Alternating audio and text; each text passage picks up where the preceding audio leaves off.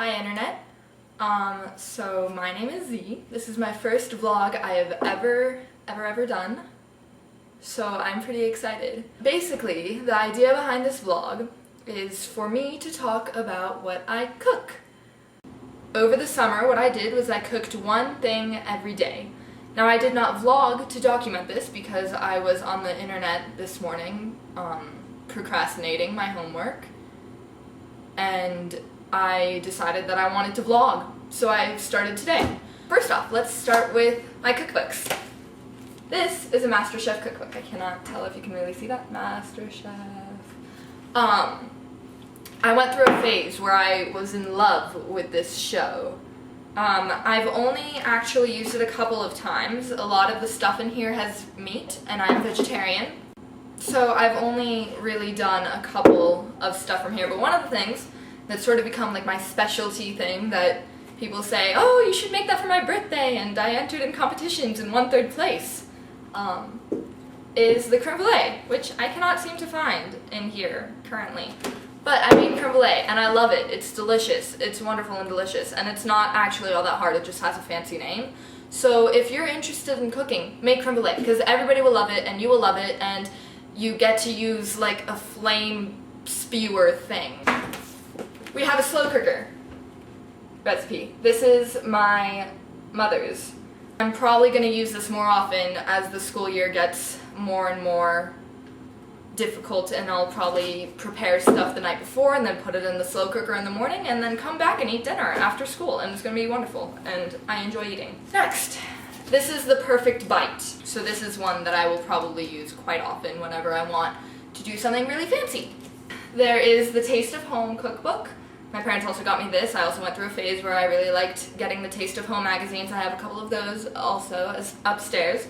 But this one I have used multiple times. This I definitely use the most. It's called the Vegetarian Cookbook. So that is pretty straightforward. I saw it at a garage sale that I was organizing, so I didn't actually have to pay for it, which was nice. I enjoy not paying for stuff. Fajitas, oh crap, I just ripped it. That's okay. A loved cookbook is a well-worn cookbook is a loved cookbook. That's what I'm trying to say. This is like a housewife cookbook from the 50s that I found at that same garage sale. It's like, it has like a massive amount of volumes of different cookbooks. It says 24 on the cover, there's only 22, and they're not all written in the table of contents, so something must have happened there. That's probably why I was at a garage sale. But anyways, I love this. There's stuff like snacks, and there's like 3 different cookbooks all dedicated to like cakes, cookies, and like candies. And then there's quick dishes, which is really nice for when I'm like exhausted and I'm like, I need to make something, but I don't know what to make. See? Quick dishes. I've used this one like 5 times. There's a sour cream cookbook. How impressive is that? Like, who can make an entire cookbook just filled with sour cream? Like, how does somebody do that? I can just imagine some like housewife in the 50s using this cookbook and being like, I'm going to make fried chicken. And then there are these. These are just binders. See? Binders.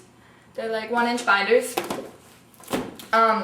This is pretty much a compilement of hundreds of recipes that my mother has collected from who knows where over the years, and a couple of my own I used. And I took it upon myself last summer, not this past summer, but last summer, to organize them. And it took a ridiculously long time, and now they're my babies, and I love them. So yeah, those are my cookbooks. You can see I'm sitting in a chair at our kitchen table that you can, I don't know if you can see, there's like a toaster and a fridge and an oven, so we have a kitchen to cook in, which is always a nice thing. It's convenient. Sometimes I don't always have that and I end up using a fire. More about that next week. Now I'm going to look through some pictures, see, camera, that I took of the food that I made this summer. This is a salad that I actually made twice, but this time it didn't have avocado, and I was missing a couple of ingredients for the dressing, so I kind of just put everything in the thing and hoped that it tasted good. This is stir fry that I made at camp. You can see that it's in like these large pots, and there's an enormously large amount of food there. It's So we were feeding like 30 people with this, which is completely ridiculous. That's an enormous amount of people. This is the vegetables for the vegetable fajitas that I made. This was Milo that I made on a lazy day. I made steamed milk with Milo in it. Milo is the most delicious thing you will ever taste, by the way. It's like hot cocoa, except better, and they don't sell it here in the US, which is kind of a bummer. I have like 2 cans from it from New Zealand, and I hoard them. There's like my name written on like 5 different spots on each of them, and I'm almost done with the first can, and it's gonna make me cry. So anyways, this was a lazy day where I literally just steamed milk, put a teaspoon of Milo in it, and then put cinnamon on top. This is an Israeli salad that I made. I did not use a recipe for this. That was one of my goals for July, was to have 5 things that I did not use recipes for. Anyways, Israeli salad. Really easy, really delicious. It's just tomatoes, avocado is what I like in it, some olive oil, like basil, salt, pepper, and some lemon juice. Like, it's honestly the easiest thing in the world, and it's delicious. People will love it. These are some burritos that I made. Another lazy day. I had a lot of those in July. I'm not really sure why. I just did. Blueberry muffins. I make these all the time with my friend, usually around midnight. This is a sunny side up egg that I put on a piece of cheese on top of a toasted English muffin. This is palak paneer that I made. It's like a spinach dish with paneer cheese. It's Indian, and I made naan to go with it, which is like the flatbread that it's basically just flour and water, and you stick it in a pan and it poofs up really adorably, and it's quite lovely. This was a failed angel food cake. I think that I might have not beaten the egg whites enough or something, or maybe they like deflated when I mixed it all in together, because it says to fold it in gently, and I think I might have been not quite gentle enough, so it punished me by not blowing up in the oven. This was a ricotta cheesecake that I made, a spinach ricotta cheesecake. It was delicious. It was very good. I didn't let it sit enough in between taking it out of the oven and serving it, so it was mildly liquidy, so I'll just need to remember to do that for next time. This is a peach coulis that I made. We had peaches in the fridge that were about to go bad, so I was like, I'm gonna make a peach coulis that will go with the creme brulee that I'm going to make tomorrow, which there's a picture of here. This is cinnamon creme brulee is what it was like called. That was the recipe that I used, but I kind of put in some of my own stuff. I put in cumin and cayenne pepper, because my mother said to, and I was entering it in a competition, in a dessert competition, and you needed like a surprise ingredient, so I put in cumin and cayenne pepper, and it tasted quite delicious. It complemented the cinnamon very well, and I won 3rd place. Yay! Which was fun. My mother says I should have won first, but yeah, whatevs. I don't hold a grudge.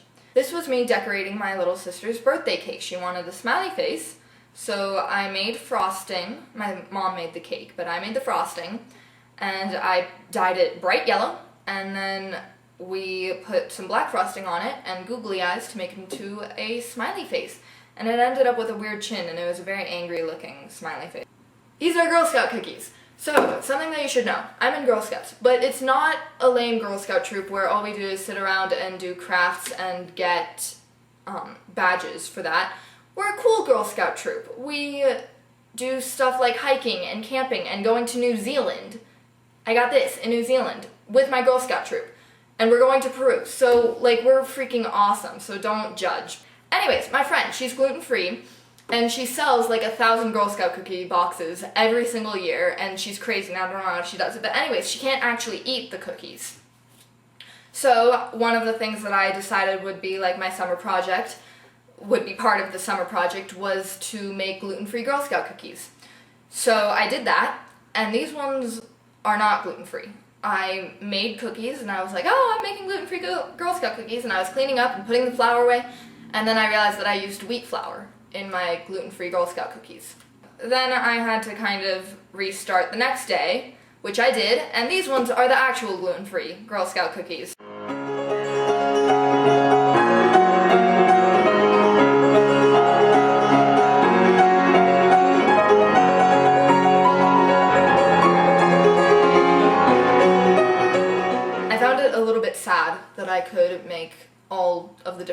Girl Scout cookies from memory.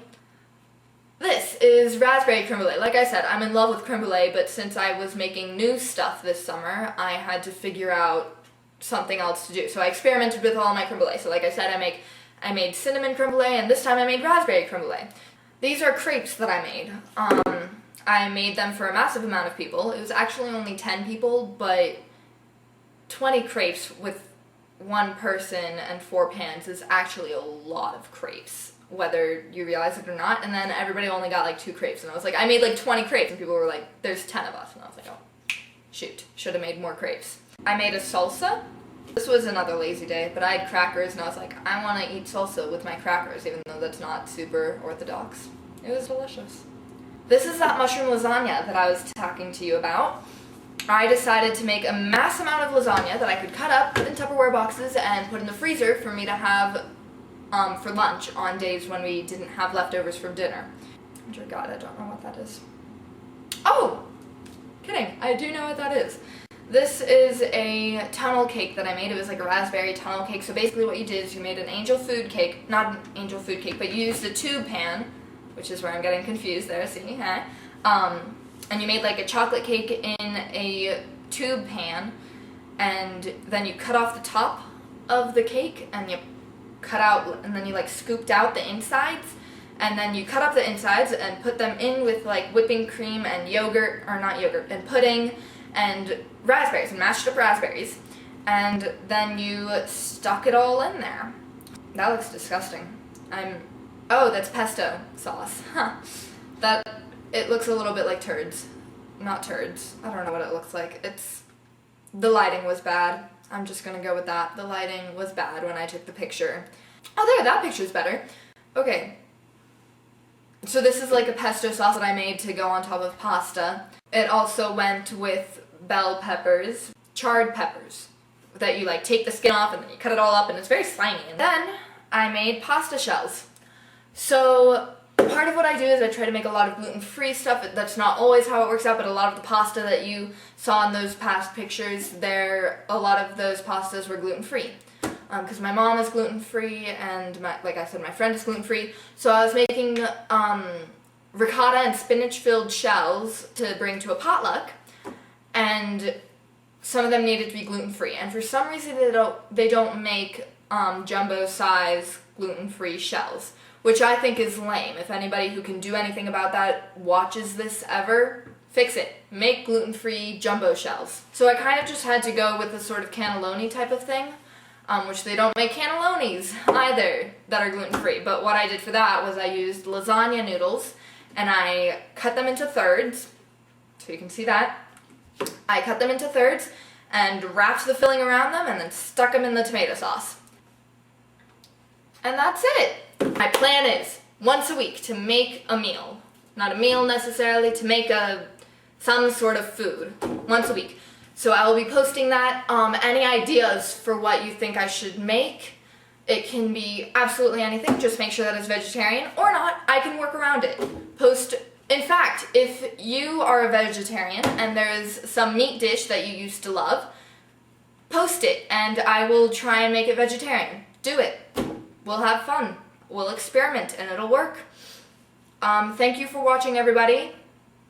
My name is Z. I will see you all next week. Bye-bye.